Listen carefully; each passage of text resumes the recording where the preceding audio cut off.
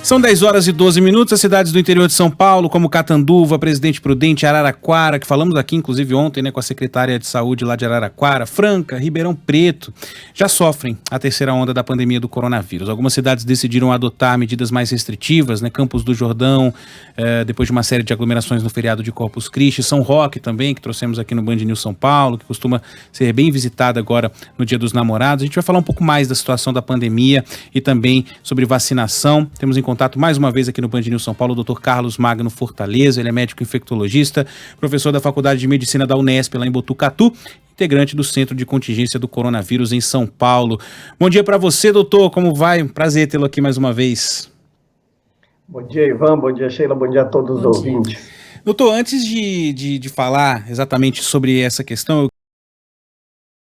no ano passado, quando a Covid chegou ao Brasil, falava-se muito na interiorização, né, da doença, de que os casos nas grandes capitais, depois a gente ia vendo tudo o que acontecia nas grandes cidades no interior.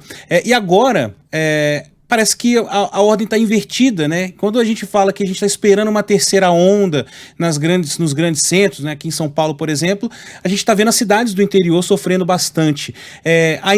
Por que ocorre esse processo reverso, né? E como é que o senhor vê hoje, de modo geral mesmo, a situação nessas cidades do interior? E por que elas sofrem tanto com essa questão de leitos, com os números da Covid-19? Olá, essa interiorização foi amplamente estudada por nós. Num primeiro momento, o que você observa, né, o que ocorre, é que as cidades maiores foram maiores da Covid. Nesse momento, nós estamos numa outra situação. A Covid já se auto-perpetua nas pequenas cidades. E se nós formos ver, essas pequenas cidades são, ao mesmo tempo, aquelas mais conservadoras, onde há menos adesão às medidas de isolamento, de restrição social, e também são aquelas que têm menos acesso a leitos hospitalares. Então, é uma mistura. A gente tem visto, eu sou do interior,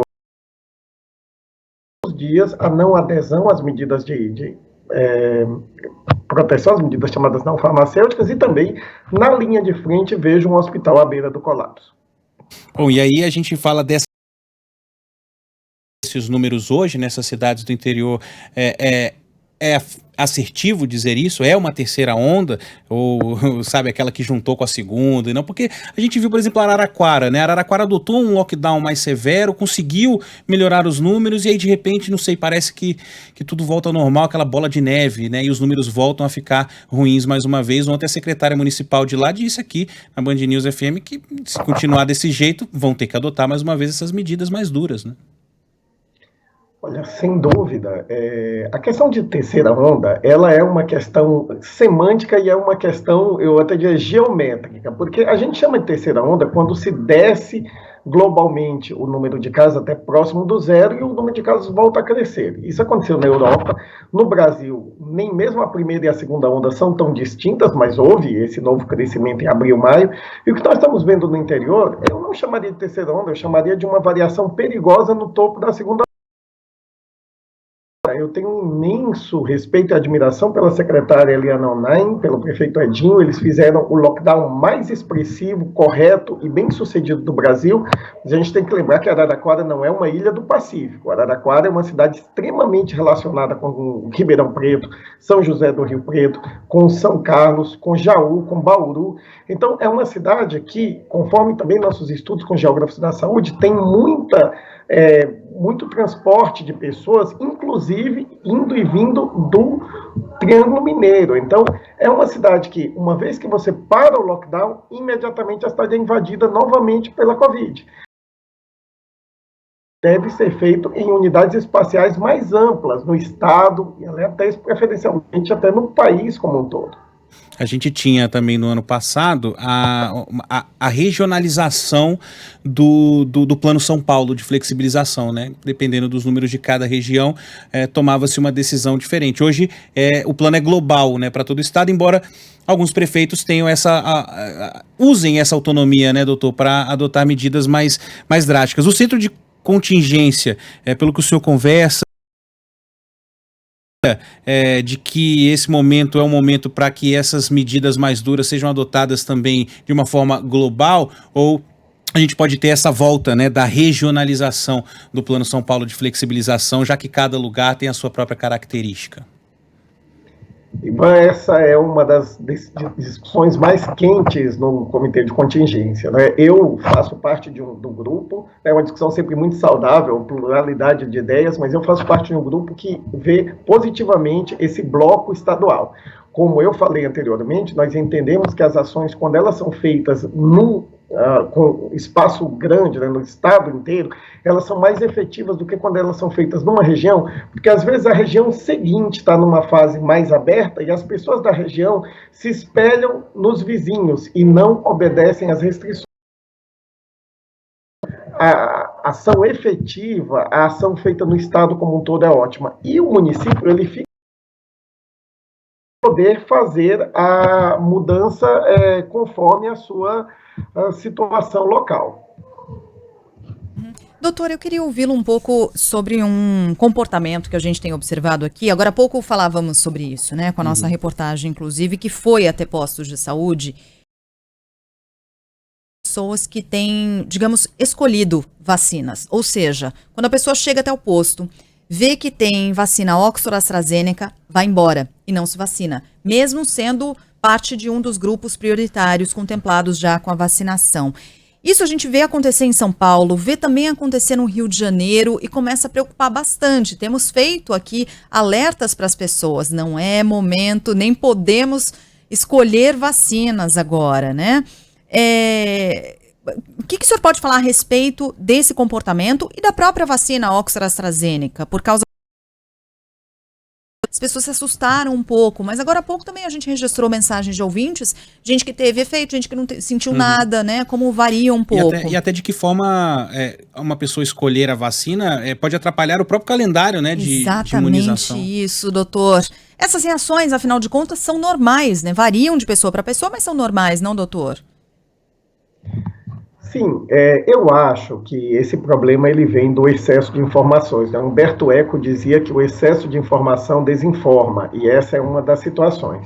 Nós temos países que, a meu ver, sem justificativa, o uso da vacina da AstraZeneca em menores que 50 anos, que é exatamente aquele grupo em que a gente vê febre, dores no corpo, mas isso tem sido condenado por cientistas mundialmente, porque a taxa de efeitos colaterais graves da vacina da AstraZeneca é menor do que a taxa de efeitos colaterais graves de outras que a gente já usa no dia a dia. Vou citar um exemplo, a vacina de febre amarela.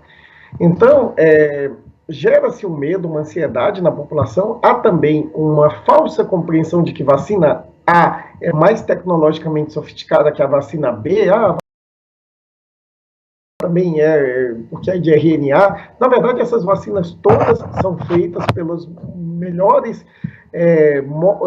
caminhos da vacinologia moderna, que é uma ciência que mistura imunologia com saúde pública, e todas são seguras e eficazes. Eu posso falar um exemplo pessoal. Eu sou vacinado com a Coronavac. Sou linha de frente, fui vacinado na primeira leva, na primeira semana de vacinação em São Paulo. Minha família acabou sendo vacinada pela AstraZeneca. Minha esposa, adulta jovem, teve febre, ficou de cama. A minha filha, que não teve febre, ficou preocupada. Nossa, eu não tive febre, será que a vacina pegou direito? Quer dizer, na verdade, a gente acaba tendo vários mitos sobre as vacinas, quando o importante precisamos ter toda a população vacinada. Até para a gente poder, com toda a população vacinada, com a pandemia controlada, tirar a máscara, que é outro assunto polêmico que foi discutido essa semana.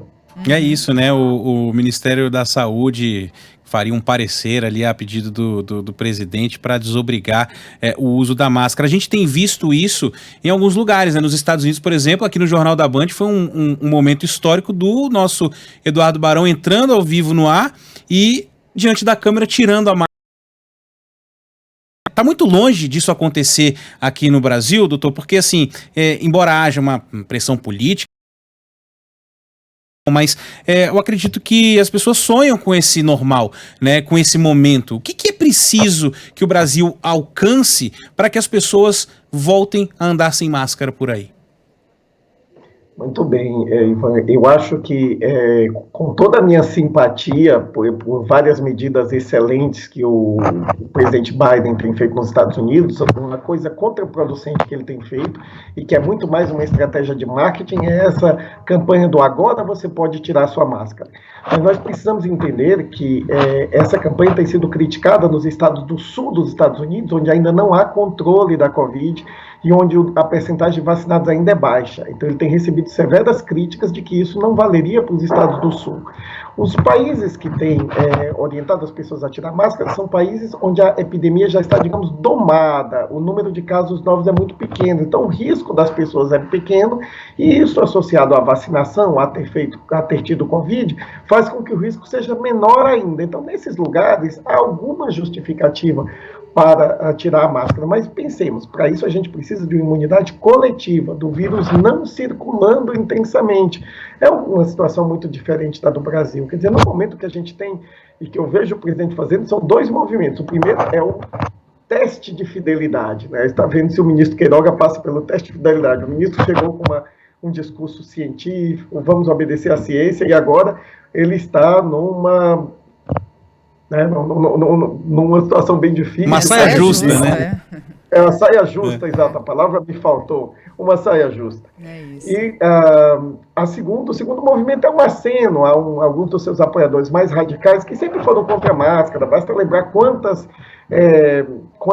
palestras que foram promovidas pelo Itamaraty, inclusive com pessoas dizendo que a máscara intoxica o sangue com gás carbônico e outras balelas, assim, outras questões anticientíficas. Então, tirar a máscara virou uma espécie de símbolo de um grupo anticientificista, que evidentemente é um grupo de apoio irrestrito ao presidente. E aí eu falo, né, já falei ontem em outros meios de comunicação, quando o presidente diz vamos tirar esse símbolo da opressão, a máscara, não me assusta tanto o presidente falar isso, me assusta as palmas efusivas que ele recebe da plateia. Eu fiquei pensando quem compõe aquela plateia. Sendo que hoje, na verdade, o uso de máscara é o símbolo da liberdade, né? Pois é. É graças a ela que a gente pode circular por aí. Enfim. Pois é. Doutor, hoje cedo a gente teve uma notícia, uma boa notícia. A Anvisa autorizou o uso da vacina da Pfizer em crianças acima de 12 anos. É uma boa notícia, não deixa de ser. Sim. A gente só precisa ter volume de doses para garantir também imunização a esse grupo. Falta muito tempo ainda, alguns meses pela frente. O senhor acredita que esse público vai ser vacinado quando exatamente, né? Porque a gente tem visto aí casos de Covid, inclusive graves, levando a óbito com jovens. A gente já falou de crianças, a gente já falou de bebê, inclusive. E tem uma preocupação, é curioso, né? Quando a gente deu essa notícia com isso, porque falaram, finalmente aí sim eu vou conseguir levar o meu filho tranquilo para a escola de novo. E aí, o que a gente pode esperar, doutor? Olha, é uma notícia excelente, já esperada, porque para a Pfizer, é provável que todas as vacinas sejam, pelo menos nessa faixa etária acima de 12 anos, muito seguras. A questão é que, por regulamentos internacionais, você não pode usá-las e nem fazer testes nessa população antes de testar a população adulta. Então, há um atraso aí nessa liberação, isso vai acontecer com todas as vacinas, mas acende uma grande esperança de que as vacinas em breve sejam liberadas para essa faixa etária acima de 12 anos e logo a seguir até para a faixa etária menor. E aí nós teremos uma proteção populacional muito mais completa, né? Isso é o que nós esperamos que tenhamos até o final do ano. Eu tenho uma forte esperança de que pelo menos os maiores que 12 anos estejam vacinados no país até o final de 2021. Tomara. Doutor, para a gente encerrar, o senhor vem conduzindo um estudo inédito sobre a efetividade da vacina da AstraZeneca em Botucatu, aqui no interior de São Paulo. Como é que está esse estudo? As pessoas já foram vacinadas? Como é que está o andamento? E quando exatamente a gente vai ter respostas sobre essa pesquisa? Olha, muito obrigado. Esse estudo está consumindo cada segundo do meu dia. É um estudo imenso. Eu estava, antes de falar com vocês, com monitores aqui, contratados a pleno vapor. Infelizmente, nas 2 semanas anteriores à vacinação, um simples notícia de que a vacinação aconteceria, a população começou a se aglomerar. Os bares se encheram, as festas familiares, festas clandestinas. Então, as primeiras 2 semanas após vacinação foram semanas de pico aqui no nosso município. Infelizmente, nós precisamos dizer, olha, você está vacinado, mas não está protegido, precisa ficar em casa, precisa usar máscara, situação que faz nos preocuparmos ainda mais com a fala do presidente ontem. E aí, finalmente, essa semana nós temos a estabilização do crescimento de casos e nós esperamos que a partir da semana que vem, já que a vacina, é preciso explicar, com 3 semanas da primeira dose começa a haver proteção. Então, quem adquire a doença hoje vai ter sintomas na semana que vem, vai internar na semana seguinte. Nós completamos 3 semanas da vacinação em massa no domingo passado. Então, nós esperamos que agora comecemos a ter uma diminuição de casos na próxima semana, uma diminuição de internação na semana seguinte, talvez 15 dias depois uma redução de mortes. Nós já estamos vendo uma estabilização no platô de casos e internações, que para nós é muito bem-vinda, né, mas de efetividade, aí nós precisaremos ter dados dos 2 primeiros meses, trabalhar com nossos estatísticos, ver com a Universidade de Oxford, e aí teremos resultados realmente firmes, cientificamente embasados, para referendar a nossa estratégia de vacinação. Que é a diferença entre observar e meter a cara nas planilhas do Excel, né, doutor? Mas a gente vai esperar o resultado, claro, e trazer aqui na Band News FM. Doutor Carlos Magno Fortaleza, médico infectologista, professor da Faculdade de Medicina da Unesp em Botucatu, integrante do Centro de Contingência do Coronavírus em São Paulo, conversou mais uma vez conosco aqui no Band News São Paulo. Doutor, muito obrigado, viu, mais uma vez pela entrevista, um bom trabalho e boa sorte também no estudo. Muito obrigado, um abraço a todos e que todos se cuidem e continuem usando máscara. Obrigado, doutor.